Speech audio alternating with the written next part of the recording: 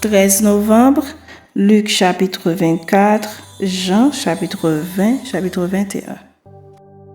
Le premier jour de la semaine, elles se rendirent au sépulcre de grand matin, portant les aromates qu'elles avaient préparés. Elles trouvèrent que la pierre avait été roulée de devant le sépulcre. Et étant entrées, elles ne trouvèrent pas le corps du Seigneur Jésus. Comme elles ne savaient que penser de cela, voici deux hommes leur apparurent en habits resplendissants. Saisies de frayeur, elles baissèrent le visage contre terre, mais ils leur dirent : « Pourquoi cherchez-vous parmi les morts celui qui est vivant ? Il n'est point ici, mais il est ressuscité. Souvenez-vous de quelle manière il vous a parlé lorsqu'il était encore en Galilée et qu'il disait : il faut que le Fils de l'homme soit livré entre les mains des pécheurs, qu'il soit crucifié et qu'il ressuscite le troisième jour. » Et elles se souvinrent des paroles de Jésus. À leur retour du sépulcre, elles annoncèrent toutes ces choses aux 11 et à tous les autres. Celles qui dirent ces choses aux apôtres étaient Marie de Magdala, Jeanne, Marie, mère de Jacques, et les autres qui étaient avec elle. Ils tinrent ces discours pour des rêveries et ils ne crurent pas ces femmes. Mais Pierre se leva et courut au sépulcre. S'étant baissé, il ne vit que les linges qui étaient à terre. Puis il s'en alla chez lui dans l'étonnement de ce qui était arrivé. Et voici ce même jour, 2 disciples allaient à un village nommé Emmaüs, éloigné de Jérusalem de 60 stades. Et ils s'entretenaient de tout ce qui s'était passé. Pendant qu'ils parlaient et discutaient, Jésus s'approcha et fit route avec eux. Mais leurs yeux étaient empêchés de le reconnaître. Il leur dit : « De quoi vous entretenez-vous en marchant pour que vous soyez tous tristes ? » L'un d'eux, nommé Cléopas, lui répondit : « Es-tu le seul qui séjourna à Jérusalem ne sache pas ce qui est arrivé ces jours-ci ? » « Quoi ? leur dit-il. Ils lui répondirent : « Ce qui est arrivé au sujet de Jésus de Nazareth, qui était un prophète puissant en œuvre et en parole devant Dieu et devant tout le peuple, et comment les principaux sacrificateurs et nos magistrats l'ont livré pour le faire condamner à mort et l'ont crucifié. Nous espérions que ce serait lui qui délivrerait Israël. Mais avec tout cela, voici le 3e jour que ces choses se sont passées. Il est vrai que quelques femmes d'entre nous ont fort étonnés, s'étant rendues de grand matin au sépulcre et n'ayant pas trouvé son corps. Elles sont venues dire que des anges leur sont apparus et ont annoncé qu'il est vivant.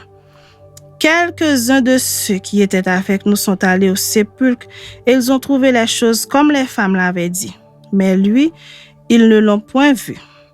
Alors Jésus leur dit : « Ô hommes sans intelligence et dont le cœur est lent à croire tout ce qu'ont dit les prophètes, ne fallait-il pas que le Christ souffrit ces choses et qu'il entrât dans sa gloire ? » Et commençant par Moïse et par tous les prophètes, il leur expliqua dans toutes les Écritures ce qui le concernait. Lorsqu'il fut près du village où ils allaient, il parut vouloir aller plus loin. Mais ils le pressèrent en disant : « Reste avec nous, car le soir approche, le jour est sur son déclin. » Et il entra pour rester avec eux. Pendant qu'il était à table avec eux, il prit le pain et après avoir rendu grâce, il le rompit et le leur donna. Alors leurs yeux s'ouvrirent et ils le reconnurent, mais il disparut de devant eux. Et ils se dirent l'un à l'autre : « Notre cœur ne brûlait-il pas au-dedans de nous lorsqu'il nous parlait en chemin et nous expliquait les Écritures ? » Se levant à l'heure même, ils retournèrent à Jérusalem et ils trouvèrent les 11 et ceux qui étaient avec eux assemblés. Et disant : « Le Seigneur est réellement ressuscité et il est apparu à Simon. » Et ils racontèrent ce qui leur était arrivé en chemin et comment ils l'avaient reconnu au moment où il rompit le pain.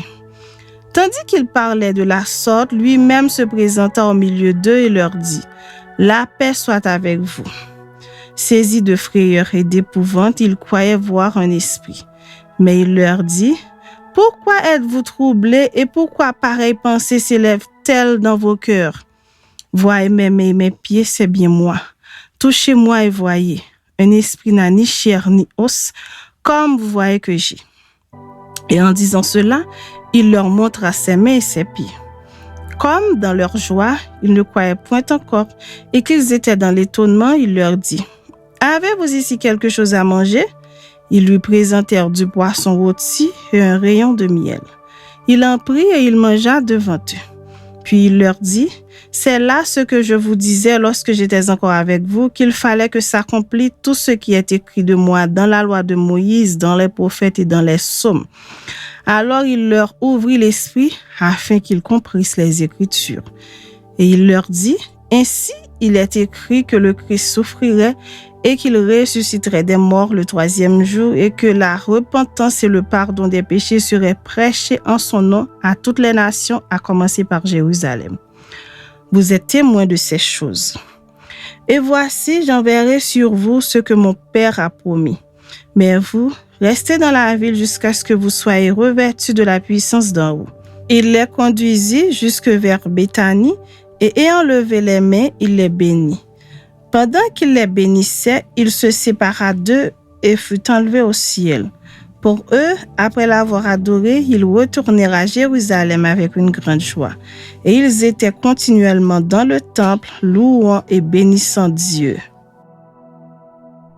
Le premier jour de la semaine, Marie de Magdala se rendit au sépulcre dès le matin, comme il faisait encore obscur. Et elle vit que la pierre était ôtée du sépulcre. Elle courut vers Simon-Pierre et vers l'autre disciple que Jésus aimait et leur dit: « Ils ont enlevé du sépulcre le Seigneur et nous ne savons où ils l'ont mis. » Pierre et l'autre disciple sortirent et allèrent au sépulcre. Ils couraient tous deux ensemble, mais l'autre disciple courut plus vite que Pierre et arriva le premier au sépulcre. S'étant baissé, il vit les bandes qui étaient à terre, cependant il n'entra pas. Simon-Pierre, qui le suivait, arriva et entra dans le sépulcre. Il vit les bandes qui étaient à terre et le linge qu'on avait mis sur la tête de Jésus, non pas avec les bandes, mais plié dans un lieu à part. Alors l'autre disciple, qui était arrivé le premier au sépulcre, entra aussi, et il vit et il crut.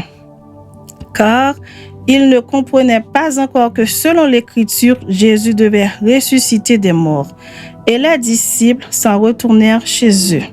Cependant, Marie se tenait dehors près du sépulcre et pleurait. Comme elle pleurait, elle se baissa pour regarder dans le sépulcre.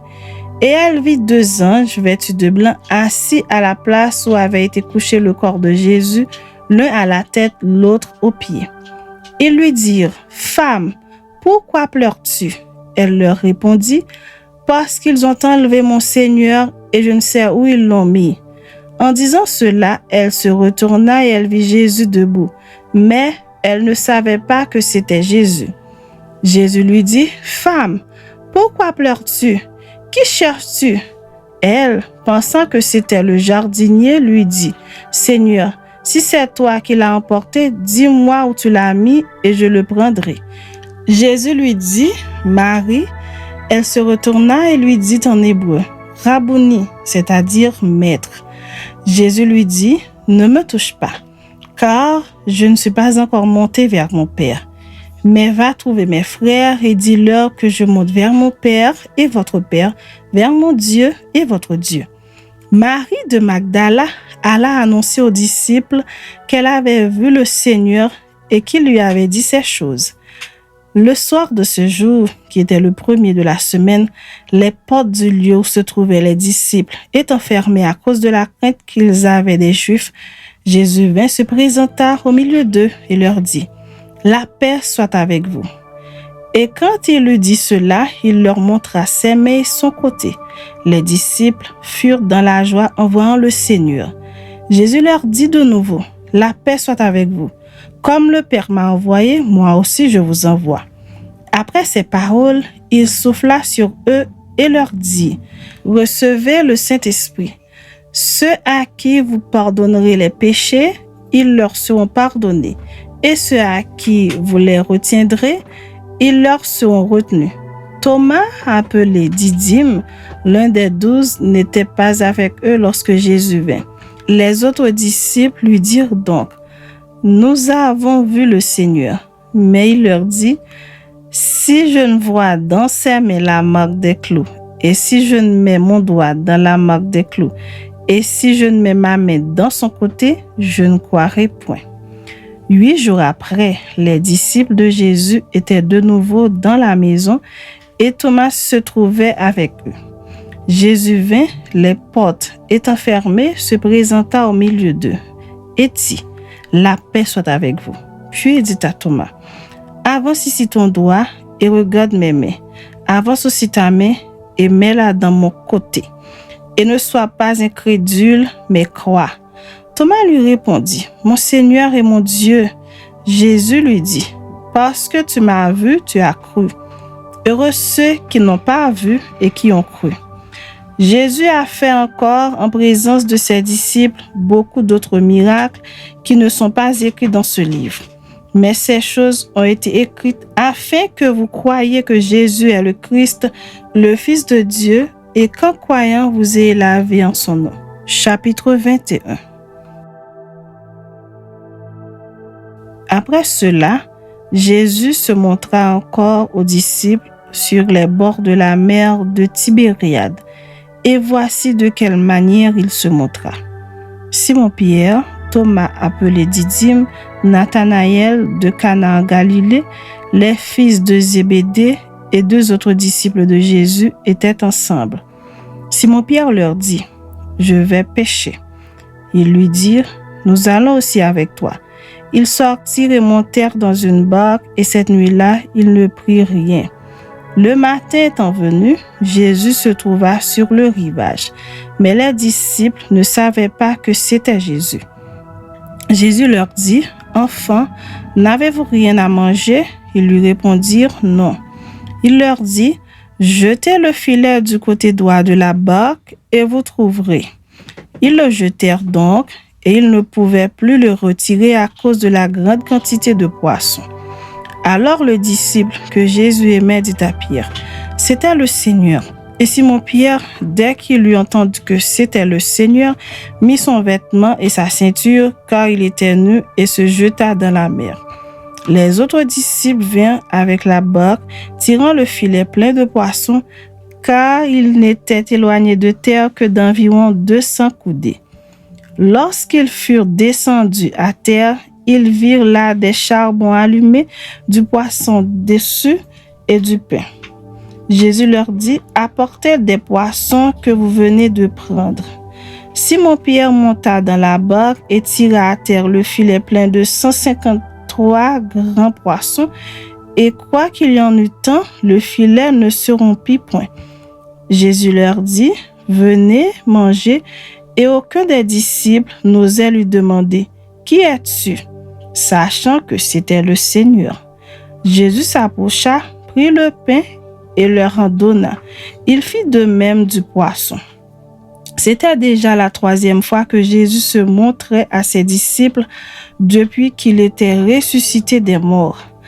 Après qu'ils eurent mangé, Jésus dit à Simon-Pierre: « Simon, fils de Jonas, m'aimes-tu plus que ne m'aiment ceux-ci? » Il lui répondit: « Oui, Seigneur, tu sais que je t'aime. » Jésus lui dit: « Paie mes agneaux. » Il lui dit une seconde fois: « Simon, fils de Jonas, m'aimes-tu? » Pierre lui répondit: « Oui, Seigneur, tu sais que je t'aime. » Jésus lui dit: « Paie mes agneaux. » Il lui dit pour la 3e fois: « Simon, fils de Jonas, m'aimes-tu? » Pierre fut attristé de ce qu'il lui avait dit pour la 3e fois: « M'aimes-tu? » Il lui répondit: « Seigneur, tu sais toutes choses, tu sais que je t'aime. » Jésus lui dit: « Paie mes brebis. En vérité, je te le dis, quand tu étais plus jeune, tu ne te saignais toi-même et tu allais où tu voulais. Mais quand tu seras vieux, tu étendras tes mains et un autre te ceindra et te mènera où tu ne voudras pas. » Il dit cela pour indiquer par quelle mort Pierre glorifierait Dieu, et ayant ainsi parlé, il lui dit: « Suis-moi. » Pierre, s'étant retourné, vit venir après eux le disciple que Jésus aimait, celui qui pendant le souper s'était penché sur la poitrine de Jésus et avait dit, « Seigneur, qui est celui-ci qui te livre ?» En le voyant, Pierre dit à Jésus, « Et celui-ci, Seigneur, que lui arrivera-t-il ?» Jésus lui dit, « Si je veux qu'il demeure jusqu'à ce que je vienne, que t'importe? Toi, suis-moi. » Là-dessus, le but courut parmi les frères que ce disciple ne mourrait point. Cependant, Jésus n'avait pas dit à Pierre qu'il ne mourrait point. Mais si je veux qu'il demeure jusqu'à ce que je vienne, que t'importe? C'est ce disciple qui rend témoignage de ces choses et qui les a écrites. Et nous savons que son témoignage est vrai.